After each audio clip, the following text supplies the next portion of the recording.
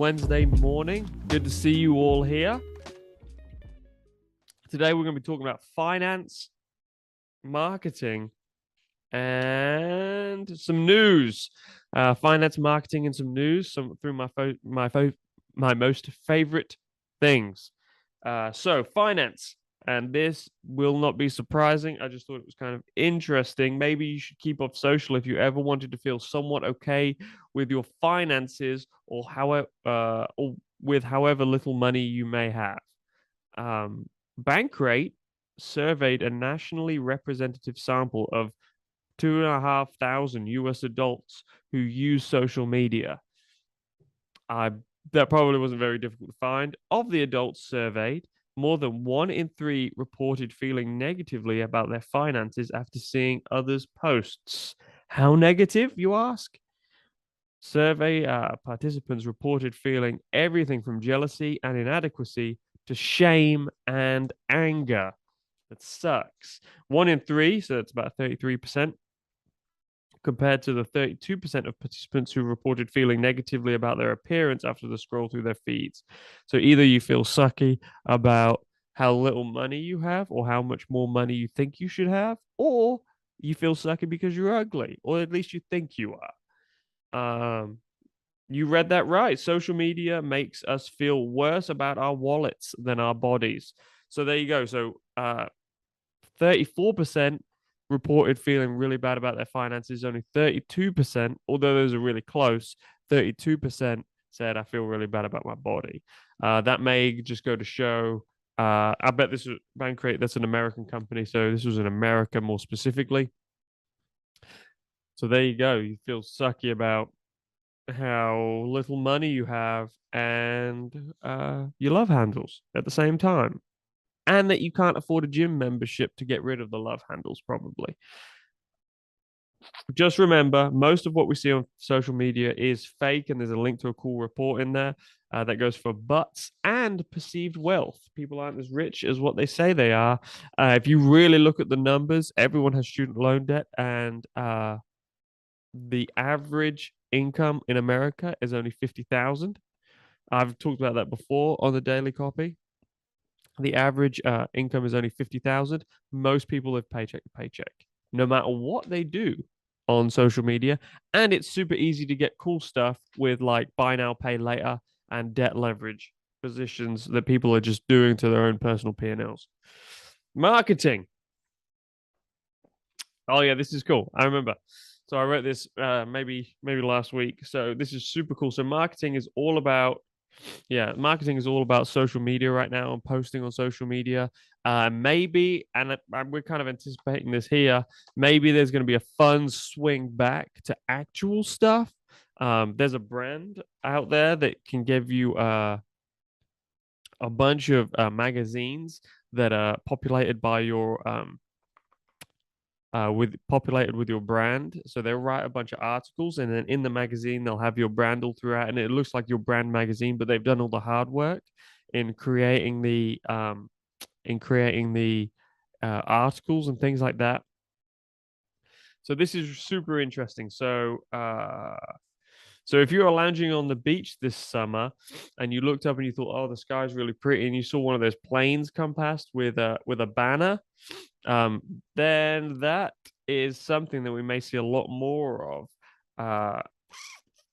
So if at Rockaways or Coney Island, wherever those places are, you can spot ABC's The Bachelorette for or the beachwear brand Fair Harbor trailing behind planes. Dunkin' Donuts and Wawa, meanwhile, make sure their ads hover over Jersey Shore. So these populated beaches, and it's really just about space and eyeballs. That's why everyone markets on social media, because that's just where the space and eyeballs are. But if you could navigate a way to find the most eyeballs and you put your brand in that place, then you win. And I've talked about this in the other marketing sections or social media sections on other daily copies that we've published. But the sole idea of branding and marketing is getting your brand with the right perception in front of the right people.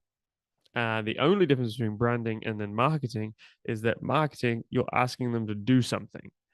So it's called a CTA, a call to action. So if you put something in front of them and ask them to do something and they click on it, or you send them a piece of mail and they respond, or they do the QR code and they go and fill out the application, that had a CTA. Branding is just showing yourself in the right place at the right time.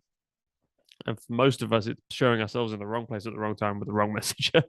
so, uh, so it's no metaverse activation or TikTok trend, but plain pulled ads, known in the industry as aerial advertisements, deliver something brands may find elusive in other formats. Ads in the air are unskippable, unmutable, and almost impossible for beachgoers to ignore. Now, I'm surprised more people don't try and squeeze advertisements in live events, not live events as in TV live events, because everyone knows that's an ad, but advertisements in like live shows. So like Drake's doing a live show, why would he just all of a sudden stop and the whole place go black and something happens, something creative that kind of weaves into part of the show.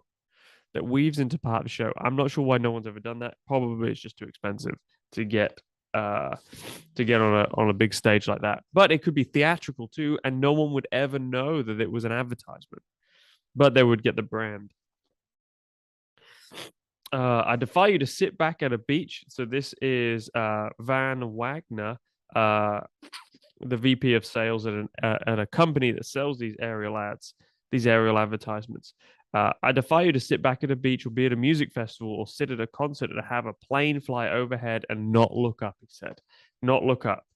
Alcohol brands, streaming platforms, film studios, delivery apps, startups, sports teams, and local retailers all choose aerial advertisements for various purposes. And Levine, who was that? Levine is the CEO of one of these big companies. Levine said advertisers are drawn to the fact that aerial ads have a wide range of applications. Among their selling points, they don't have to fight for attention when backdrop against the sky. That is super true. Because this it's just not populated with a bunch of noise. Super rarely do you see multiple planes pulling these things. You're not competing with a bunch of other things, Levine said. It's a clutter-free environment. It's blue sea. If any of you know that, it's blue sea, blue ocean. Okay, news. Here we go. How a soda reseller built a multi-million dollar empire in 2016. A Houston barbershop owner asked exotic pop founder Charleston Wilson to bring back some sodas only available in Louisiana, where Wilson attended college. The sodas were in demand thanks to the Screwed Up Click, a Houston hip hop collective, and the Barber, Screwed Up Click, a Houston hip hop collective, and the Barber could easily sell them at a markup. But one day, Wilson returned his 99 Camry crammed with soda, returned his 99 Camry crammed with soda, and the barber didn't want them. So Wilson made an Instagram account called Exotic Pop to offload them. Eventually exploded on social media. Rapper Paul Wall and Drake tagged the brand. In 2019, a vending machine collab with Travis Scott went viral. At first, it was a slow start. People didn't want to pay $3 to $6 for a 99-cent can of soda, Wilson told. Wilson said in an interview. But as soon as it became a status symbol and was bounced off these major influencers, it was an American love story. Today, Exotic Pop sells dozens of sodas, including collabs with musicians like Soldier Boy, DJ Screw, and Too Short. Interesting that they went for the rappers. They sell $5 to $50 online and in retailers nationwide, and are considered exclusive collectibles. In 2021, Exotic Pop claimed 6 million profits shipping old cans of soda. For Wilson, it's crucial to reinvest that money in the business and in the community.